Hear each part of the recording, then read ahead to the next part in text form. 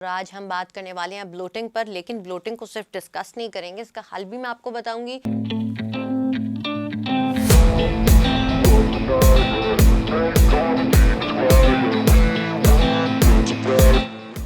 अस्सलाम वालेकुम, this is Sulafin Naqvi, welcome back to my YouTube channel. और आज हम बात करने वाले हैं ब्लोटिंग पर, लेकिन ब्लोटिंग को सिर्फ डिस्कस नहीं करेंगे, इसका हल भी मैं आपको बताऊंगी एक्सरसाइजेस के ज़रिए। और क्या आप हर्बल टी को इस्तेमाल कर सकते हैं जिससे आपको ब्लोटिंग की जो शिकायत है वो ऐसा ऐसा ख़त्म होना शुरू हो जाएगी। लेकिन याद रहे कि ब्लोटिंग होती किस वजह से है। बहुत सारे लोग इसको सिर्फ गैस्ट्रिक इशू का नाम दे देते हैं। सो आपकी जो ये भी एंड पर मैं मिथ अभी क्लियर करूँगी कि क्या होता है, क्योंकि आप वीडियो को एंड तक देखें। होता है कि हम स्किप कर देते हैं, लेकिन आप वीडियो को एंड तक देखें।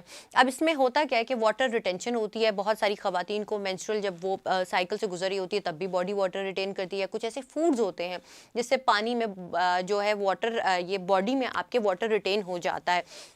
इसके अलावा जब हार्मोनल चेंजेस बॉडी में आ रहे होते हैं तब भी इशू आपको आ सकता है। ये मेल फीमेल दोनों की बात हो रही है, ये कोई फीमेल ओरिएंटेड वीडियो नहीं है। और इसके अलावा जब आप साथ ही साथ जब आप का इशू आता है हार्ट या लिवर या किडनी का, खुदा ना ख्वास्ता, तो तब भी आपको ब्लोटिंग हो रही होती है। और इसके अलावा आपको जो बहुत सारे लोग फिर बेली फैट की शिकायत करते हैं, उनको लगता है कि शायद बेली फैट है, लेकिन वो बेली फैट नहीं होता, वो ब्लोटिंग होती है जो आपको फील करा रही होती है। और ब्लोटिंग का सबसे बड़ी चीज़ अगर आपने चेक करनी है कि क्या आपको ब्लोटिंग है या फैट है, सुबह के टाइम आपकी वेस्ट साइज और होगा, रात के टाइम पर आपका पेट और बाहर आ चुका होगा। तो ये इसकी सबसे बड़ी पहचान होती है। होता ही है कि अगर हम लार्ज मील्स लेते हैं, इसके बहुत सारे रीजंस हैं। अगर हम खाना बातें करते हुए खा रहे हैं, च्युइंगम चबा रहे हैं, तो जो मौजूद ऑक्सीजन वगैरह है वो बॉडी के अंदर जा रही है, जो कि ज़्यादा हो जाएगी, तब भी आपको गैस्ट्रिक इशू भी आ सकता है और ब्लोटिंग का इशू आ सकता है। कुछ मील्स या आपको कोई लैक्टोज इंटॉलरेंस है अगर आपको, या ग्लूटेन इंटॉलरेंट हैं आप, तब भी ये इशू हो सकता है। या सेंसिटिविटी है आपको उसकी, तब भी ये मसला आ सकता है। आपको क्या चाहिए कि आप अपने डाइट में फाइबर का इस्तेमाल करें, स्वीट पोटैटोज़ ले सकते हैं, बेरीज ले सकते हैं, और लिक्विड यानी कि हाइड्रेशन का ख्याल रखें। लेकिन बहुत ज़्यादा पानी पीने से भी ये मसला बढ़ सकता है। बहुत सारे लोग ये समझते हैं कि वाटर रिटेंशन कह रहे हैं, पानी पीने से ख़त्म होगी, तो हम ज़्यादा पी लेंगे तो तब भी प्रॉब्लम आएगा।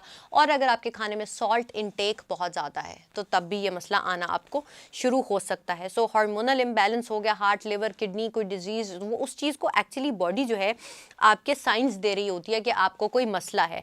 तो आपने अपनी इस तरह तो डाइट का ख्याल रखना है। अब हम आ जाते हैं एक्सरसाइजेस पर कि आपने करना क्या है।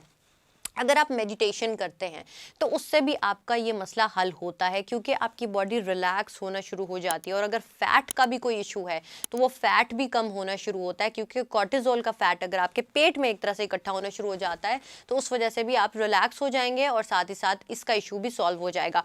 दूसरी चीज़, पवन मुक्त आप कर सकते हैं, आसन बहुत आसान होता है। चाइल्ड्स पोज आप कर सकते हैं।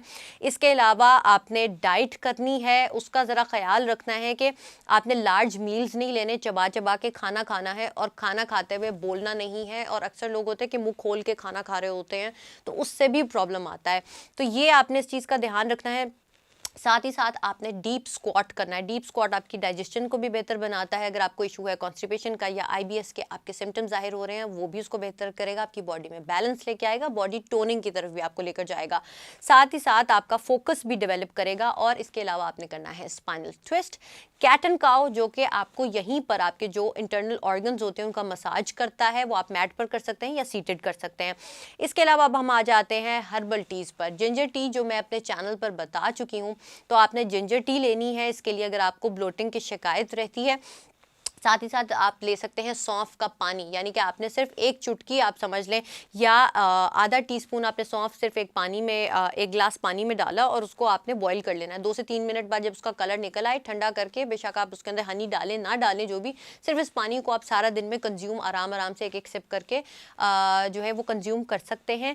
और साथ ही साथ जब आप ये एक्सरसाइजेस करेंगे आपका स्ट्रेस भी कम हो जाएगा, क्योंकि स्ट्रेस जो लोग लेते हैं उनको भी ब्लोटिंग होती है। और एक जो मैंने बात आपसे की थी कि मिथ को क्लियर करूंगी, बहुत सारे लोग कहते हैं कि जो ब्लोटिंग है ना वो आपको गैस करती है या गैस्ट्रिक इश्यूज आते हैं। तो मैं कहती हूँ कि नहीं, गैस्ट्रिक इश्यूज आप रिसर्च पढ़ लें जाके, आपका जो गैस्ट्रिक इश्यूज हैं वो ब्लोटिंग कर सकते हैं। सो हमने उस चीज़ को देखना होता है कि कौन से खाने से, कौन सी चीज़ से आपको ये प्रॉब्लम आ रहा है। सो आपने फ्रेश वेजिटेबल्स और फ्रेश खाने का इस्तेमाल करना है, सॉल्ट इनटेक को कम कर देना है, शुगरी फूड्स आपने देखने हैं कि किसी चीज़ की खुदा न खासा अगर किसी फूड की एलर्जी है तो तब भी आपको ये प्रॉब्लम आ सकता है, लेकिन आप एक्सरसाइज करेंगे, हाइड्रेशन का ख्याल रखेंगे, स्लीप बेहतर करेंगे, स्ट्रेस को मैनेज करेंगे तो ये प्रॉब्लम आहिस्ता आहिस्ता आपका कम होता चला जाएगा।